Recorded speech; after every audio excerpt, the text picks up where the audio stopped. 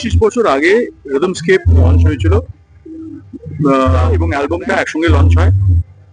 আমার career as a fusion artist and a composer, এই সারা পৃথিবী জুড়ে লোকজন এটা শোনে এবং 10 বছর continuously charts made my career as a fusion artist, এবং সেটা দেখা দেখি প্রচুর লোক ফিউশন, এটা আমার সৌভাগ্য যে সেই একটা মিউজিক ইন্সপায়ার করেছে লোকজনকে। 25 বছর পরে মনে হলো যে একটা নতুন কিছু করা। আজকের তারিখে 25 বছর পরে বিক্রম কি দিতে চাই, সেখানে সাউন্ড ওয়াইজ আমার ধারণা অনেক নতুনত্ব এসছে, আরো অনেক যন্ত্র এসেছে এই অ্যালবামে, বিভিন্ন যন্ত্র। আমার তো খুব পছন্দ হয়েছে অ্যালবামটা, এবার দর্শকের পছন্দ হলে আমার 16 কলা পূর্ণ হয় তাহলে।